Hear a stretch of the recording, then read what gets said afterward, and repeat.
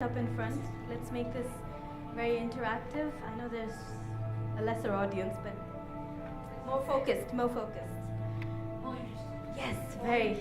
And thank you for coming. Thank you for coming. And I don't usually go around telling people I'm doing this. Please come. But I did today as an experiment to see how many people are interested in gratitude.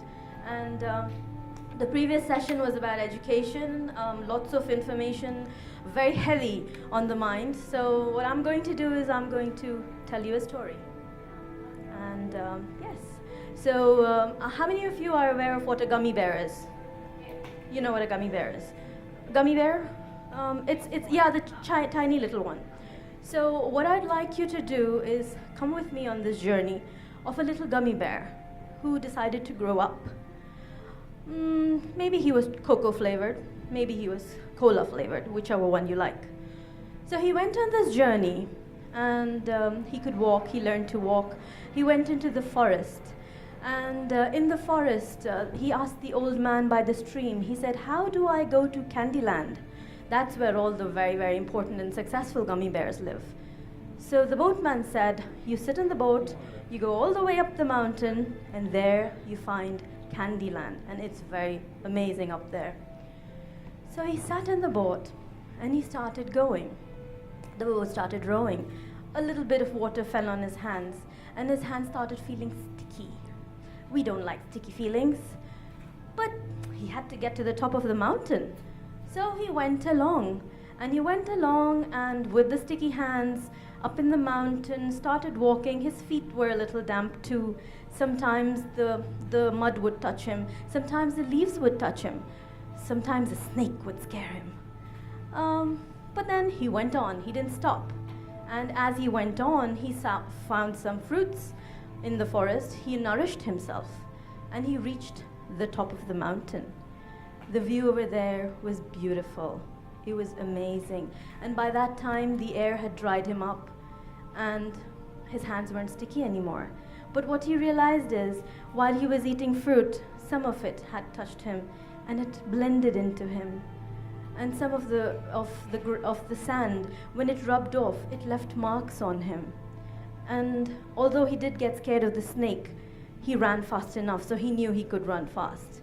So up in the mountain, he was not just grateful for the fruits that went into his body, but he was also thankful for the marks that made him unique, that made him special, and also for the hurdles that taught him that he could run fast enough, that he was enough.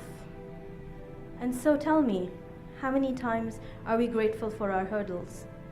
How many times do we look back and say, wow, I'm so glad I missed the bus? No, we don't.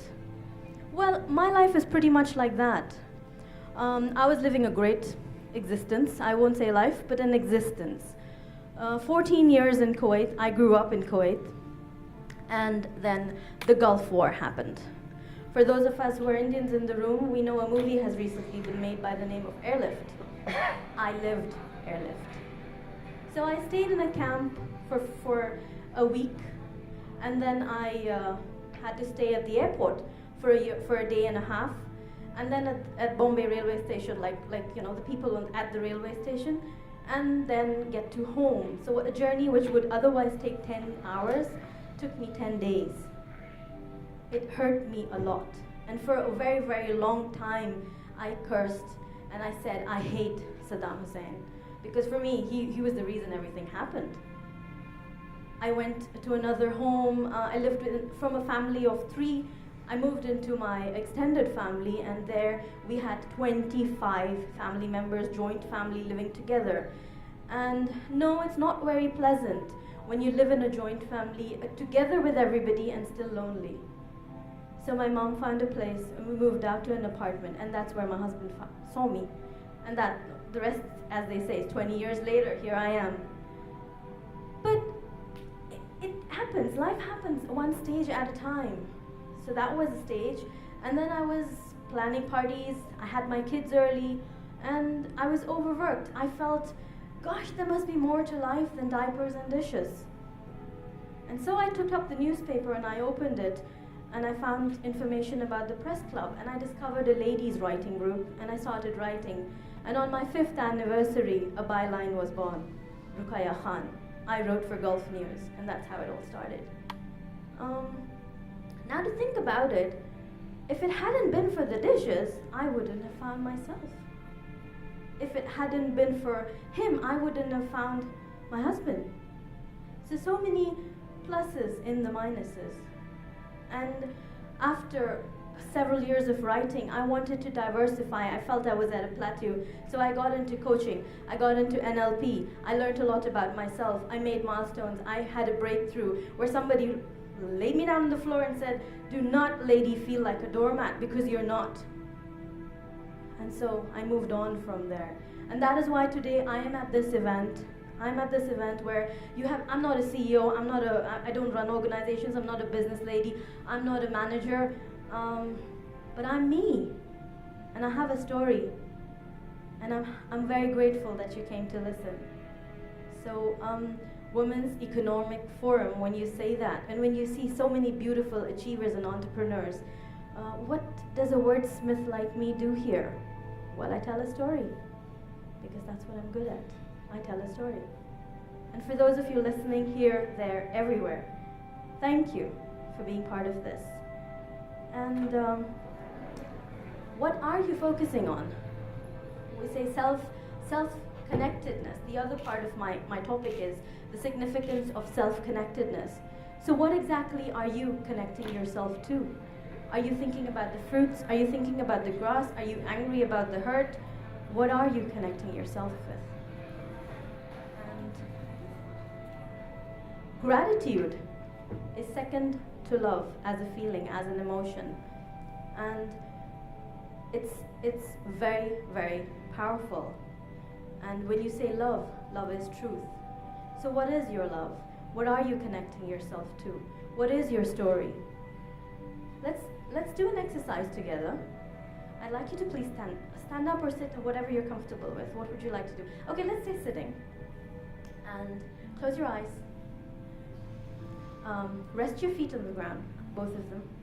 And if you have anything in your hands, keep them away. Keep anything that might be distracting you away. Close your eyes. And if you have empty your mind, still it.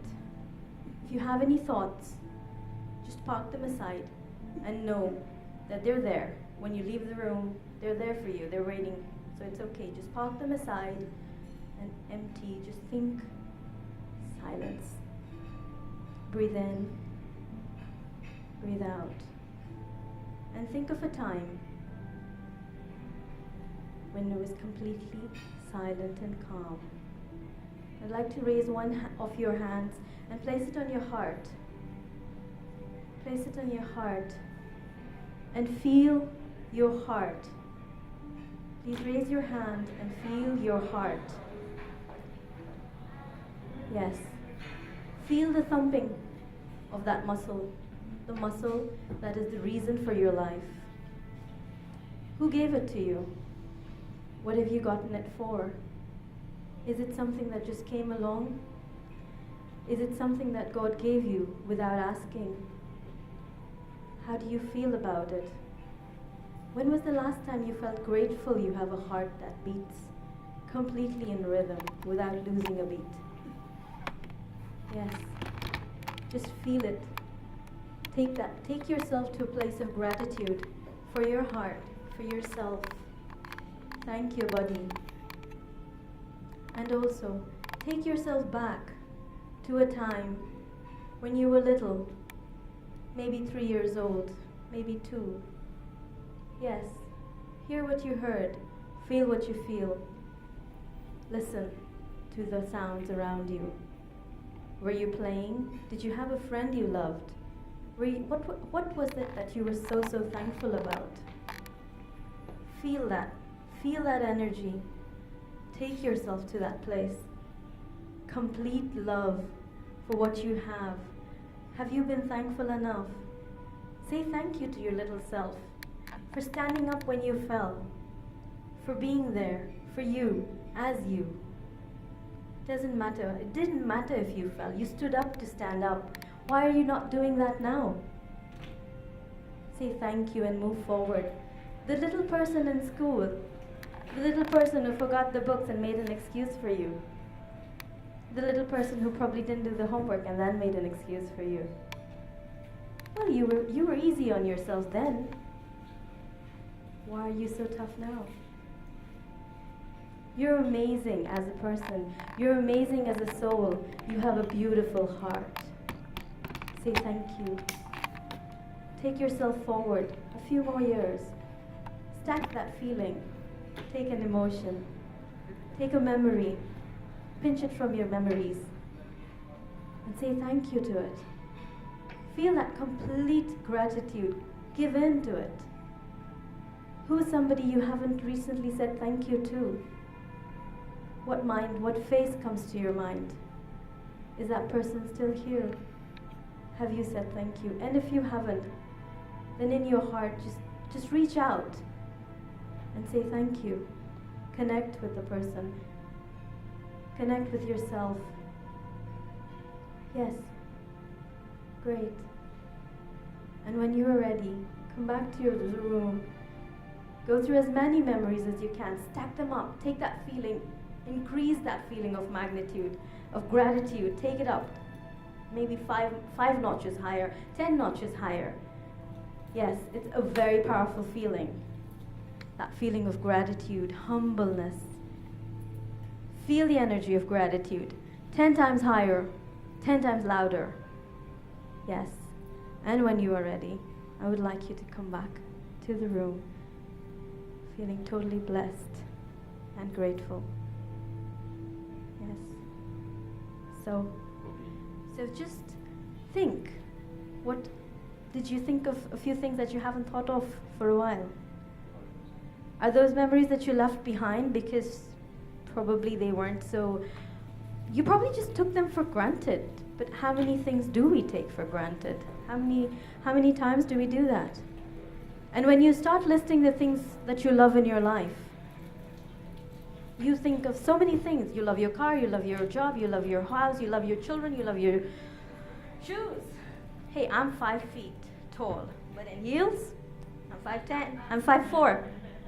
So yeah, you know that feeling, don't you? So yes, so what are the things that you are constantly looking ahead of? Because they're always going to be there. Think back and go back. And also, another thing that you might want to consider is, when you think of all the things you love, when and after how long in the list do you put your name there? How long after? So many things do you put your name there? So is it not fair to you and the person that you are and the heart that beats within you that you put yourself on the top of your own list? Stop letting people walk all over you. Stop letting anything and everything bog you down. Because when the gummy bear reached the top of the mountain, the air there was very light. The air there was brilliant. He felt an energy of nature. He felt the energy of his surroundings. He felt the energy of lightness. And there was silence. There was silence for him to think. There was silence for him to smile. There was silence for him to live.